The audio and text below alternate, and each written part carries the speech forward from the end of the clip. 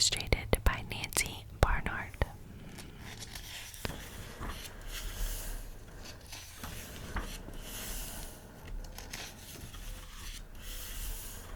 Chapter 1.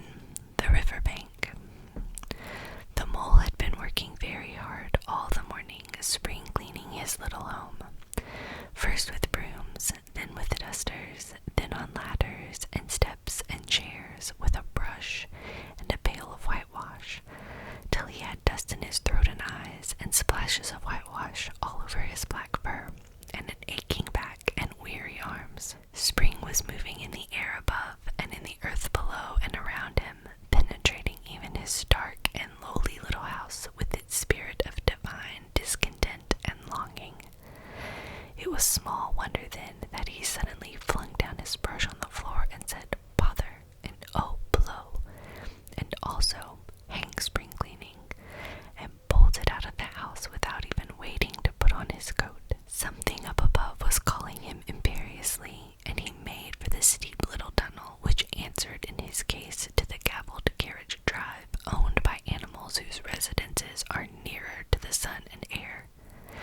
So he scraped and scratched and scrabbled and scrooged, and then he scrooged again and scrabbled and scratched and scraped, working busily with his little paws, and muttering to himself, up we go, until at last, pop, his snout came out into the sunlight, and he found himself rolling in the warm grass of a great meadow. "This is fine," he said to himself. "This is better than whitewashing." The sunshine struck hot on his fur, soft breezes caressed his heated brow, and after the seclusion of the cellarage he had lived in so long, the carol of happy birds fell on his dulled hearing almost like a shout. Jumping off all of his four legs at once, in the joy of living and the delight of spring without its cleaning, he pursued his way across the meadow till he reached the hedge on the further side. Said an elderly rabbit at the gap, "Sixpence for the privilege of passing by the private road." He was bowled over in an instant by the impatient and contemptuous mole, who trotted along the side of the hedge, chaffing the other rabbits as they peeped hurriedly from their holes to see what the row was about. Onion sauce," he remarked jeeringly, and was gone before they could think of a thoroughly satisfactory reply. Then they all started grumbling at each other. "How stupid you are! Why didn't you tell him? Well, why didn't you say? You might have reminded him," and so on in the usual way. But of course it was then much too late, as is always the case. It all seemed too good to be true. Hither and thither through the meadows he rambled busily, along the hedgerows, across the copses, finding everywhere birds building, flowers budding, leaves thrusting, everything happy and progressive and occupied. And instead of having an uneasy conscience pricking him and whispering, "Whitewash," he somehow could only feel jolly. It was to be the only idle dog among all these busy citizens. After all, the best part of a holiday is perhaps not so much to be resting yourself as to see all the other fellows busy working. He thought his happiness was complete when, as he meandered aimlessly along, suddenly he stood by the edge of a full-fed river. Never in his life had he seen a river before. This sleek, sinuous, full-bodied animal, chasing and chuckling, gripping things with a gurgle and leaving them with a laugh, to fling itself on fresh playmates that shook themselves free and were caught and held again. All was a shake and a shiver, glints and gleams and sparkles, rust and swirl, chatter and bubble. The mole was bewitched, entranced, fascinated. By the side of the river he trotted as one trots when very small, by the side of a man who holds one spellbound by exciting stories, and when tired at last he sat on the bank, while the river still chattered on to him, a babbling procession of the best stories in the world, sent from the heart of the earth to be told at last to the insatiable sea. As he sat on the grass and looked across the river, a dark hole in the bank opposite, just above the water's edge, caught his eye, and drew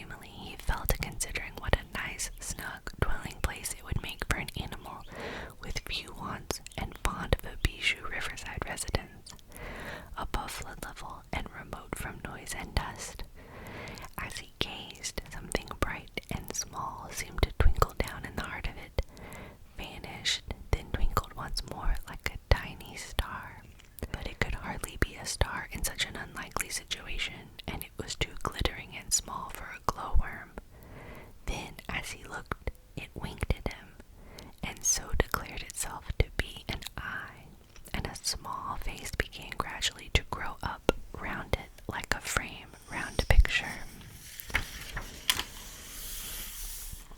A brown little face with whiskers, a grave round face with the same twinkle in its eye that had first attracted his notice, small neat ears and thick silky hair.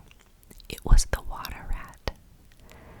Then the two animals stood and regarded each other cautiously. "Hello, Mole," said the water rat.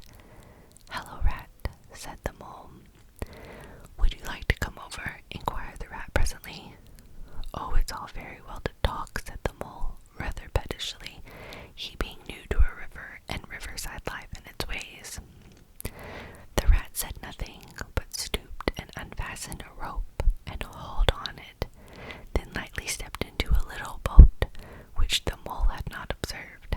It was painted blue outside and white within, and was just the size for two animals, and the Mole's whole heart went out to it at once, even though he did not yet fully understand its uses. The rat sculled smartly across and made fast. Then he held up his forepaw as the Mole stepped gingerly down. "Lean on that," he said. "Now then, step lively." And the Mole, to his surprise and rapture, found himself actually seated in the stern of a real boat. "This has been a wonderful day," said he, as the rat shoved off and took to the sculls again. "Do you know, I've never been in a boat before in all my life." "What?" cried the rat, open-mouthed. "Never been in a... You never... Well, what have you been doing then?"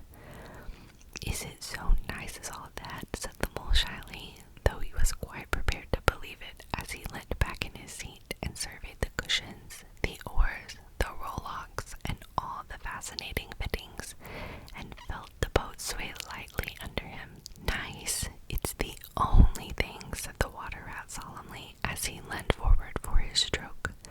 "Believe me, my young friend, there is nothing, absolute nothing, half so much worth doing as simply messing about in boats. Simply messing," he went on dreamily. "Messing about in boats. Messing." "Look ahead, Rat," cried the Mole suddenly. It was too late. The boat struck the bank full tilt. The dreamer, the joyous oarsman, lay on his back at the bottom of the boat, his heels in the air.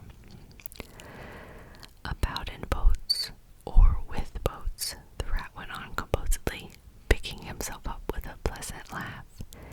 "In or out of 'em, it doesn't matter. Nothing seems really to matter. That's the charm of it. Whether you get away or whether you don't, or whether you arrive at your destination or whether you reach somewhere else, or whether you never get anywhere at all, you're always busy and you never do anything in particular. And when you've done it, there's always something else to do, and you can do it if you like. But you'd much better not. Look here, if you've really nothing else on hand this morning, supposing we drop down the river together and have a long day of it." The Mole waggled his toes from sheer happiness, spread his chest with a sigh of full contentment, and leaned back blissfully into the soft cushions. "What a day I'm having," he said. "Let us start at once." "Hold hard a minute then," said the rat. He looped the painter through a ring at his landing stage, climbed up into his hole above, and after a short interval reappeared, staggering under a fat wicker luncheon basket. "Shove that under your feet," he observed to the Mole as he passed it down into the boat. Then he untied the painter and took the sculls again. "What's inside it?" asked the Mole, wriggling with curiosity. "There's cold chicken inside it," replied the rat briefly. "Cold tongue, cold ham, cold beef, pickled gherkins, salad, French rolls, crust sandwiches, potted meat, ginger beer, lemonade, soda water." "Oh, stop, cried the Mole in ecstasies. "This is too much." "Do you really think so?" inquired the rat seriously. "It's only what I always take on these little excursions, and the other animals are always telling me that I'm a mean beast and cut it very fine."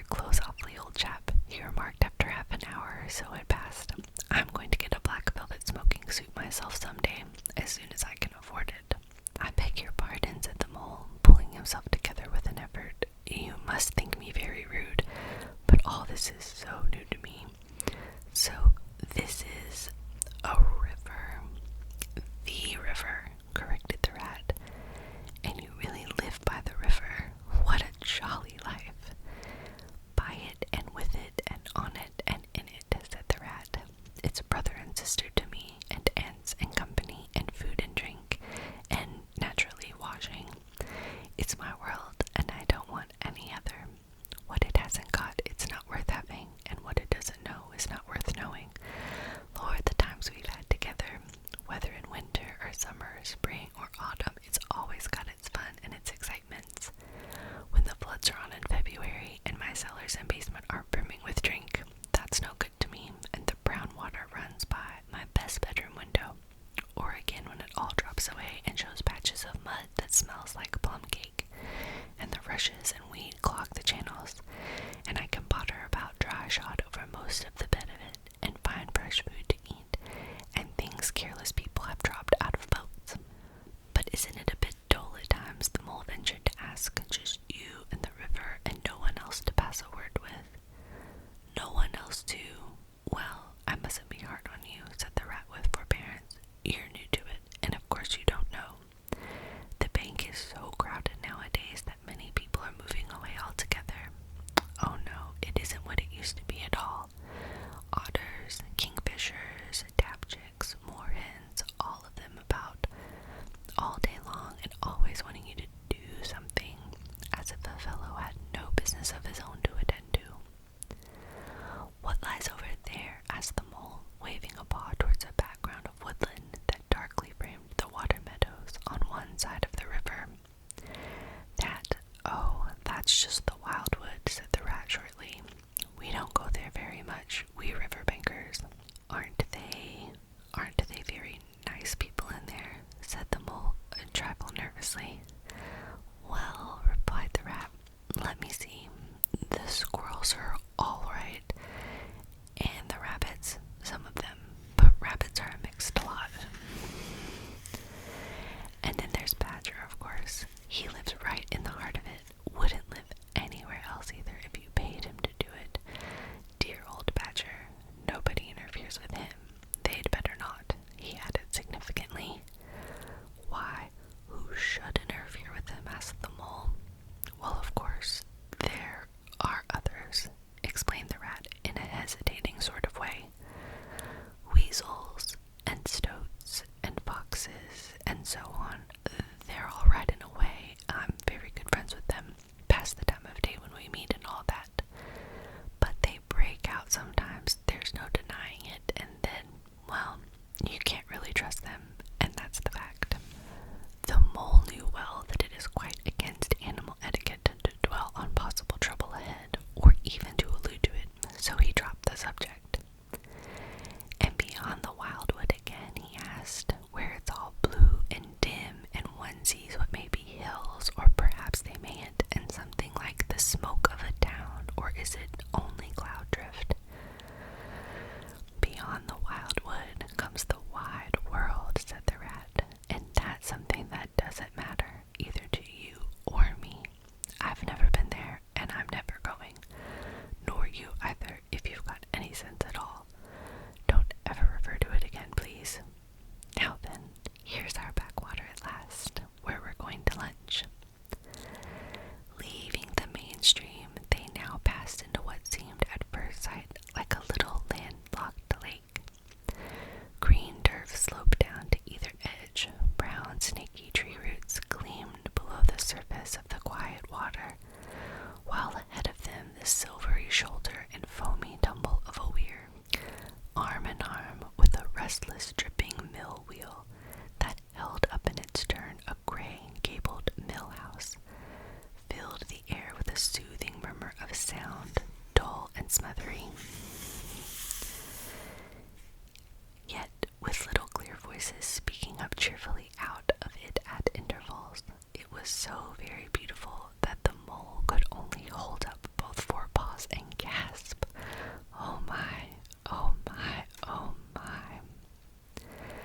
The rat brought the boat alongside the bank, made her fast, helped the still awkward mole safely ashore, and swung out the luncheon basket. The mole begged as a favor to be allowed to unpack it all by himself, and the rat was very pleased to indulge him, and to sprawl at full length on the grass and rest, while his excited friend shook out the tablecloth and spread it, took out all the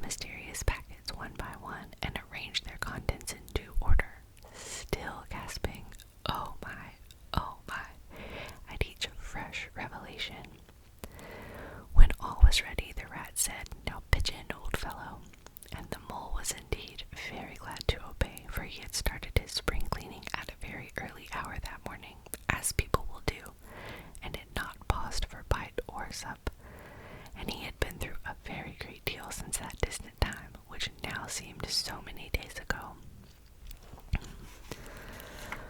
"What are you looking at?" said the rat presently, when the edge of their hunger was somewhat dulled, and the mole's eyes were able to wander off the tablecloth a little. "I am looking," said the mole, "at a streak of bubbles that I see traveling along the surface of the water. That is a thing that strikes me as funny." "Bubbles? Oh, ho," said the rat, and chirruped cheerily in an inviting sort of way. A broad, glistening muzzle showed itself above the edge of the bank, and the otter hauled himself out and shook the water from his coat.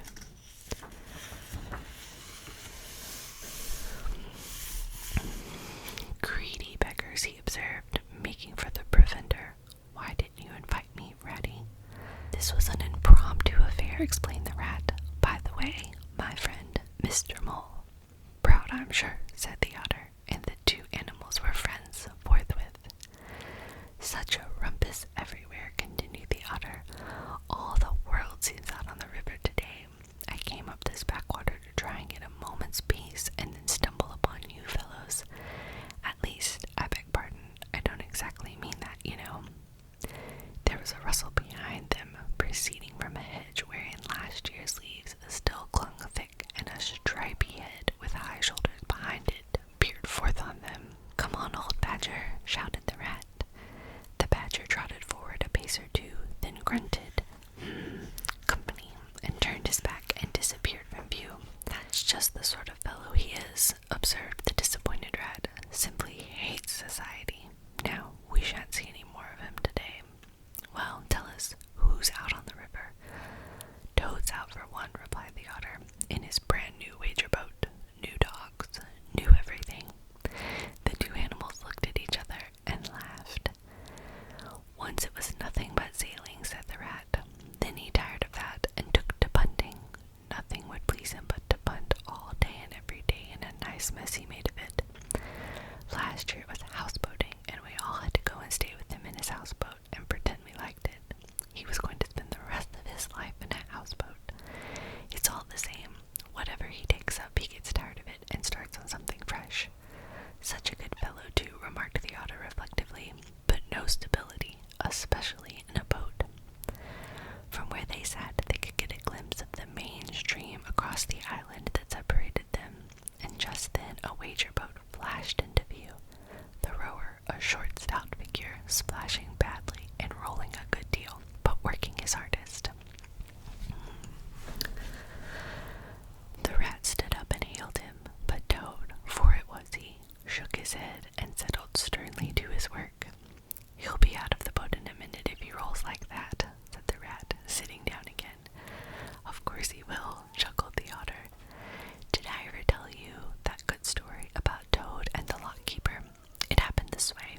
Toad, an errant mayfly, swerved unsteadily athwart the current in the intoxicated fashion affected by young bloods of mayflies seeing life. A swirl of water and a cloop, and the mayfly was visible no more. Neither was the otter." The mole looked down. The voice was still in his ears, but the turf whereon he had sprawled was clearly vacant. Not an otter to be seen, as far as the distant horizon. But again there was a streak of bubbles on the surface of the river. The rat hummed a tune, and the mole recollected that animal etiquette forbade any sort of comment on the sudden disappearance of one's friends at any moment, for any reason, or no reason whatever. "Well, well," said the rat, "I suppose we ought to be moving. I wonder which of us had better pack the luncheon basket." He did not speak as if he was frightfully eager for the treat.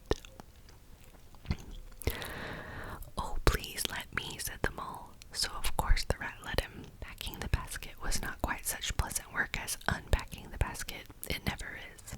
But the mole was bent on enjoying everything, and although just when he had got the basket packed and strapped up tightly, he saw a plate staring up at him from the glass, and when the job had been done again, the rat pointed out a fork, which anybody ought to have seen, and last of all, behold, the mustard pot, which he had been sitting on without knowing it. Still, somehow, the thing got finished at last, without much loss of temper. The afternoon sun was getting low as the rat sculled gently homeward.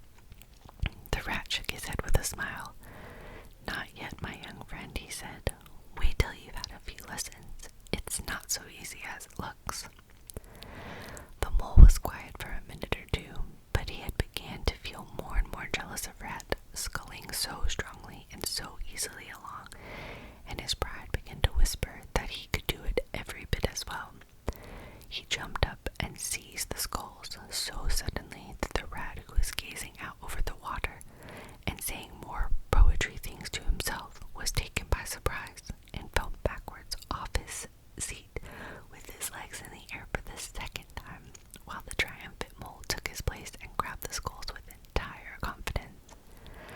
"Stop it, you silly ass," cried the rat from the bottom of the boat. "You can't do it. You'll have us over." The mole flung his skulls back with a flourish and made a great dig at the water. He missed the surface altogether. His legs flew up above his head, and he found himself lying on the top of the prostrate rat. Greatly alarmed, he made a grab at the side of the boat, and the next moment, sploosh! Over went the boat, and he found himself struggling in the river. Oh my, how cold the water was, and oh, how very wet it felt. How it sang in his ears as he went down, down, down. How bright and welcome the sun looked as he rose to the surface, coughing and spluttering. How black was his despair when he felt himself sinking again. Then a firm paw gripped him by the back of his neck. It was the rat, and he was evidently laughing. The mole could feel him laughing, right down his arm and through his paw, and so into his, the mole's, neck. The rat got hold of a skull and shoved it under the mole's arm. Then he did the same by the other side of him, and swimming behind, propelled the helpless animal to shore, hauled him out, and set him down on the bank, a squashy, pulpy lump of misery. When Rat had rubbed him down and wrung some of the wet out of him, he said, "Now then, old fellow, trot up and down the towing path as hard as you can till you're warm and dry again, while I dive for the luncheon basket." So the dismal mole, wet without and ashamed within, trotted about till he was fairly dry, while the rat plunged into the water again, recovered the boat, righted her, and made her fast, fetched his floating property to shore by degrees, and finally dived successfully for the luncheon basket and struggled to land with it.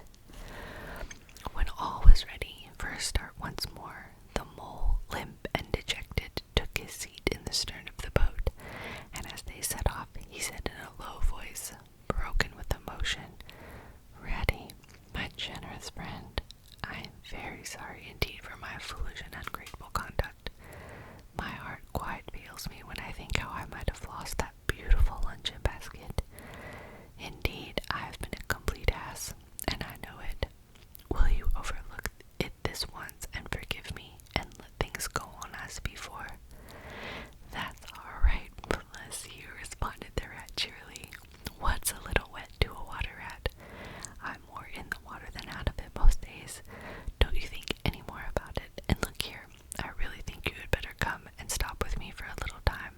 It's very plain and rough, you know, not like Toad's house at all, but you haven't seen that yet.